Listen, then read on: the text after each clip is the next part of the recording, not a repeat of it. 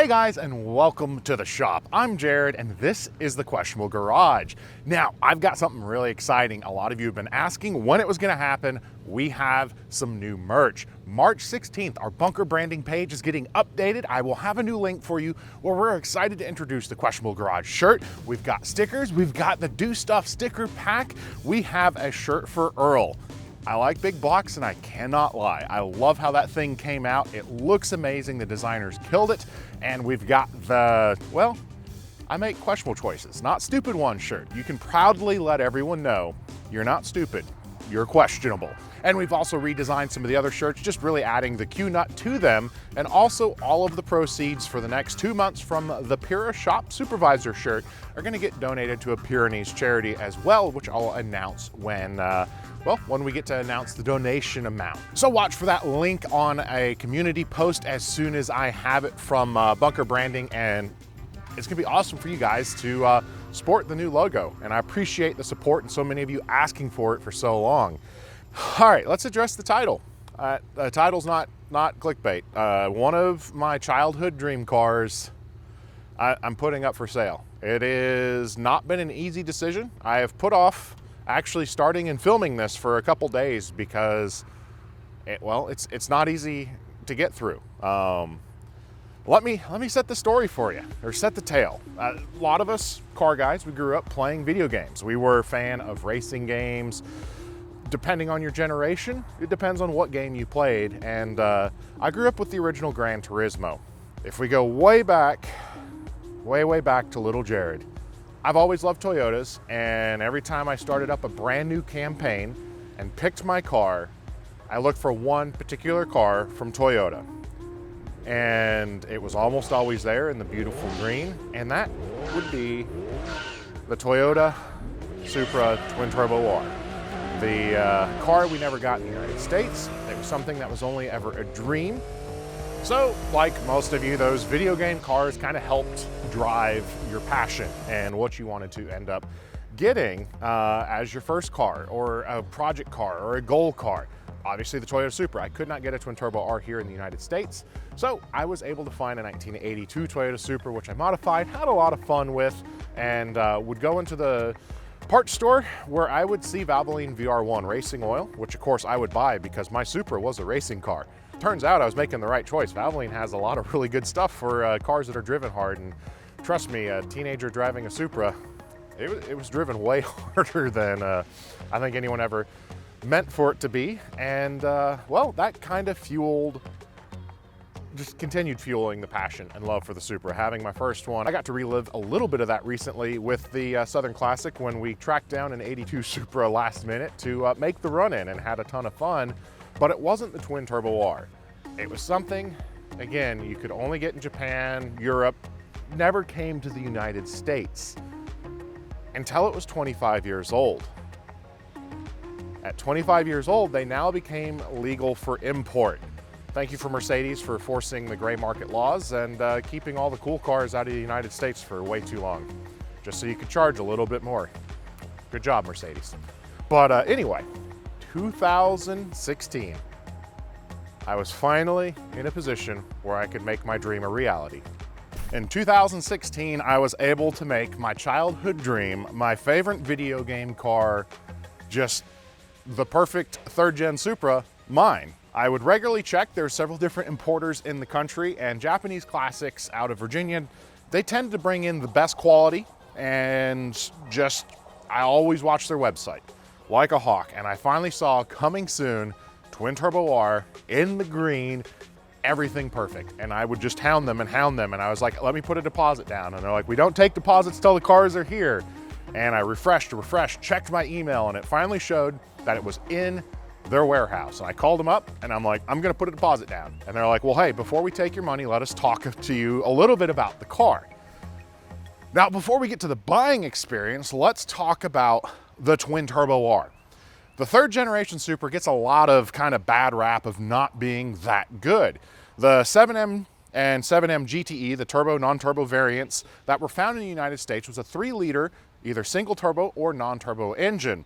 They are plagued with head gasket issues, sometimes rod bearing issues, and most of those stem from two things. One, owner maintenance. They are very finicky about low oil. If you get your oil a little bit low, you're going to have problems with the rod bearings. Also built around that, the oil cooler design, especially on the turbos, wasn't very good. The way it came off the oil filter pedestal, it was a simple ball and spring check valve system that when it was over a certain pressure, it would send it to the oil cooler and let it drain back into the oil pan. The problem being those springs wear out. And as they wear out, it just starts sending all your oil to the oil cooler, right back to the oil pan, and your engine goes, hey, I need some oil. And it doesn't matter how much VR1 racing oil you put into it, or extended protection, or any Valvoline product, if it's not going to the bearings, it can't do any work. So they were really bad about having rod bearing failures and starting to knock, or they would tear up the cam journals, especially at the back of the cylinder head, just because the oil wasn't getting where it needed to be. The other notorious problem are the blown head gaskets. They had a very low cylinder head torque spec. The bolts really needed to be tightened a little bit more, and really just adding 18 foot-pounds of torque to the factory spec almost virtually eliminated the head gasket problem. But what you would run into, people wouldn't properly do a cylinder head gasket repair. They would just pull the head, drop a new gasket on, not get the surface perfectly flat, and they would blow again. And then you had the people who wouldn't even change the oil when they're doing a cylinder head gasket, so you now have coolant in your oil system, and well, that would lead to bearing failure as well. All of that to say, this doesn't have a 7M GTE. It doesn't have a 7M GE. It has the 1JZ GTE. It is a 2.5 liter twin turbo engine, TTR, twin turbo. It really changed a lot of the characteristics about the car. The 7M was a low RPM, grunty, torquey motor, and then the 1JZ is really a high RPM singer. It just loves the revs. It's a ton of fun to drive up in the RPM bands and just let it do its thing. It's so much fun to drive. The other problem with the third generation super chassis, the A70s, were their weight. They're kind of porkers. Some of them would tick in almost 4,000 pounds depending on how you would option it out. The Twin Turbo R went on a diet. I've not actually put this on the scale. I've seen some people say they come in under 3,400 pounds, where you could get a 7M automatic Targa car almost to 4,000 pounds. So getting the weight down made it incredibly special. You could only get them in hard tops. Very few of them had ABS. You've got no ABS. You do get air conditioning. It wasn't quite the Porsche level of treatment where you would pay a whole lot more money and get a lot less car. They just made it light. They made it nimble. You got better sway bars, better shocks. There's so much that went into this car to just make it handle amazing. One other really neat feature that they added to these cars were some brake cooling ducts in the front. They changed the backing plate design. They put this really cool front splitter on, and they actually have air ducts to guide air to your brakes to help keep them cool. Something that you didn't find a lot on street cars back in the day. And what's really remarkable is this car has them still. They're fully intact and operational, where most of the other cars have lost their front lip, they've lost the brake ducts, and it's incredibly hard to find. Now, some of the other compliments you would get Recaro seats inside, you get a Momo steering wheel. Now, this one's had different Recaro seats put in the front and a different Momo steering wheel, slightly smaller Momo steering wheel and bigger Recaro seats.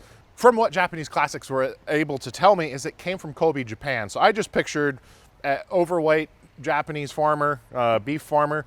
This was his car, his fun car, which works perfect because I'm an overweight American YouTuber. So I fit the car very well and it fits me. And again, as soon as it was landed, I got my deposit. Editor Dwayne and I went up to get it. We drove it, had a ton of fun, and I've really enjoyed it. This is one of my favorite cars to drive. It's everything child Jared, teenage Jared, playing Gran Turismo, winning, all the races back in the video game. Everything I could imagine it to be. So why is it potentially for sale?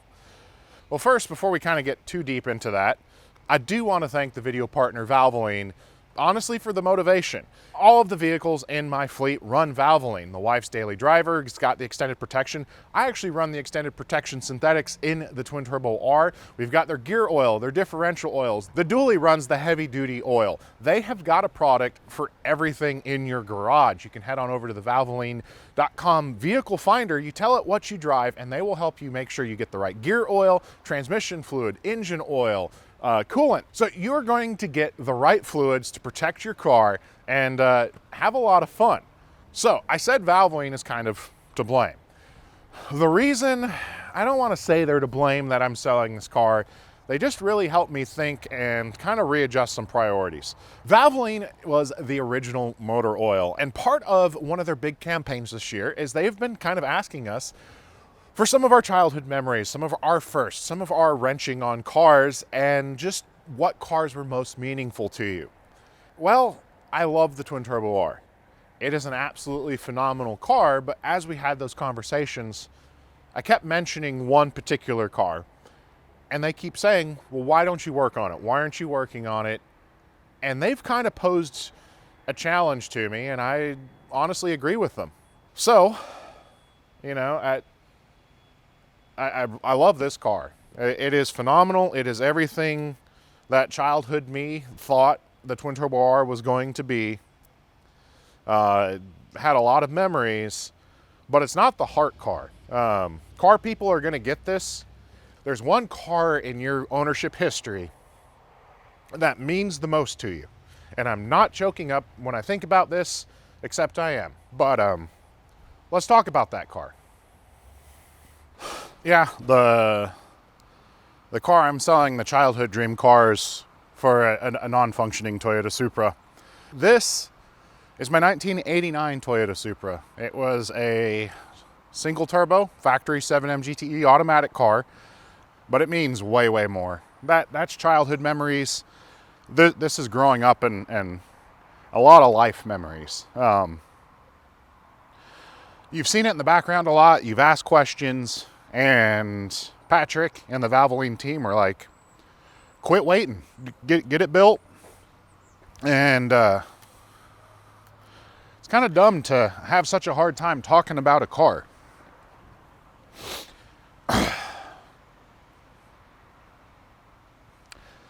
Many, many years ago, I worked at a Toyota dealership, Milton Martin Toyota. Fantastic place, loved working there at the time. And I was known as the super guy. I loved them. Pretty much everyone that came into the dealership, I was the one who worked on them because I was the most knowledgeable. Even though some of the guys worked on them when they were brand new, my obsession led to a tremendous amount of knowledge. And one day I came in, and I can't remember if it was Louis or Michael, which service writer it was, but came up and said, hey, we got a Supra for you to look at. It's been sitting and the guy wants to sell it. So I walk out and I see this sitting in the parking lot. It was a little dirty because it had been sitting, but it was absolutely beautiful. I knew it was for sale and I had to have it. Checked the whole thing out, was looking over it. There's really nothing super alarming other than it just sat and needed some fresh fluids. So I called the customer directly outside of the service writer and asked him what he was wanting for it. Let him know, hey, I'm really interested, but I do have some concerns because it sat so long. Would you be okay with me taking it for the weekend? Just kind of an extended service drive. It was a 4th of July weekend, and he was okay with it because obviously I knew the car, knew a lot about him, was able to tell him, things he didn't know. And I got to take it home for the weekend. On the way to my now in-laws' house to go for a 4th of July festivity in the morning, I was testing its speed capabilities on a country road. Managed to get pulled over by a Georgia State Trooper who cut me a huge break. He was real nice. I explained why the car wasn't registered, the insurance situation, everything. And he basically wrote me for a real minor speeding ticket and told me to slow down, which normally state troopers on a holiday are not very kind. So drove it for the weekend and just absolutely fell in love. It wasn't the twin turbo R 3rd gen that I knew and loved from Gran Turismo, but it was the Supra I was driving. The problem is I had just recently moved across the country, was not quite well, the savings account was not doing really well. So in order to even buy it, I had to ask my not even then father-in-law, my fiance's father, Editor Dwayne, if I could borrow $2,500 to buy it. It was a little uncomfortable to ask, but I needed a car. He didn't quite understand what a Supra was or why I wanted it so much, but he obliged, loaned me the $2,500, and I bought it. Thanks to Editor Dwayne. I know we're doing story time. There's not gonna be a lot of wrenching today, but I promise you the payoff is worth it because it can't sit anymore. So other reasons why you would sell a perfectly running, incredibly rare twin turbo R Supra for a broken 89 Supra. This is the one the wife and I drove away from our wedding in. It was decorated by my groomsmen, and at the behest of my father-in-law, they used shoe polish. Don't use shoe polish. It stained some of the paint. It was actually my wife and I's first fight was over how frustrated I was at my groomsmen knowing how much the car meant to me. And then very quickly thereafter, it began to mean the same thing to my wife. She would love to drive it. We'd go to Commerce, which is sadly now gone, and we'd both go drag racing in it. Kind of fueled her passion for cars. It all stems around this car. Still one of my favorite stories. It had a boost controller in it. The old Gretty Profect that I would have mode A and mode B, and just kind of one of the rules whenever she drove it was not to put it on B. That was high boost, just, enjoy it on mode A.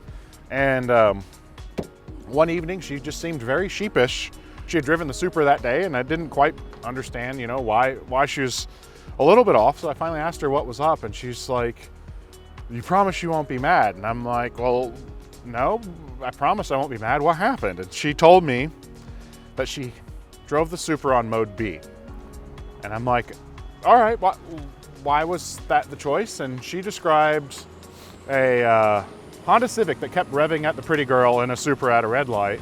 So she just had to show him what's what, and switched it over to the high boost setting, and just kind of laughed. I'm like, all right, well, I guess the important question is, did you beat him? And she kind of laughed and said, oh yeah, it wasn't even close. And the guy wouldn't look at her anymore. And it's lots of memories along those lines. And the reason it ended up breaking is I tried to make it was perfect. I had so much fun driving it. Tried to make it better, put a big turbo on it, and made a mistake on the boost controller from going from an internal to external wastegate. Overboosted the engine and blew the head gasket apart in a way I've never seen. And it then became the eternal project car. I spent a tremendous amount of money building a really, really insane 7M, but then decided that wasn't the direction I wanted to go. Sold the engine to a friend, Mike Pierre, who's got a 3rd gen Supra, and he's been enjoying it and making tons of power. Then it became, we're doing a 2J swap, and then it was gonna be a drag race car. Now I've got a drag race car, and this thing means too much to be a drag race car. I'm sorry guys, there's not a lot of wrenching, it's just a lot of talking. I know Dwayne's done a really good job of entering in some different shots and everything, but at the end of the day, there's heart cars. Things that mean way more, they're family members, and at the end of the day, when I stop and really think, I love the twin turbo R, but I don't drive it much because every time I drive it, it brings back the memories of this car. So it's almost hurtful to drive, if that can even make sense to you guys. This is the Supra, and I am not a fan of cars that just sit and never get to go out. Now, I've got some, they have specific purposes, they only go out for those purposes. But the more my wife and I talked about it, we realized someone else has the dream of a twin turbo R. That's going to become their heart car. It's the one that they want, and I feel bad just keeping it. It's selfish to just keep cars when they don't have that same meaning to you. So just realizing that, I know there's someone out there that is absolutely dying to have that car and understands what it is, and it's going to mean to them what this Supra means to me. So this was a big push from Valvoline. They kind of are pushing history, what got you in, what grew. It's funny, long before any partnerships with Valvoline, Valvoline was the oil I used, just almost stemming back to the VR1 racing days for my old 82 Supra. So they've been pushing to start working on this, and we've got a lot of projects. We've got Dusters, we've got B-Bodies, we've got the Flip series, we've got the Wizards Ferrari down. We've got a lot going on, but through all of that, you know, kind of as the challenge from Valvoline, as the challenge to myself, and a promise for my wife, before the end of the year, we're going to be driving.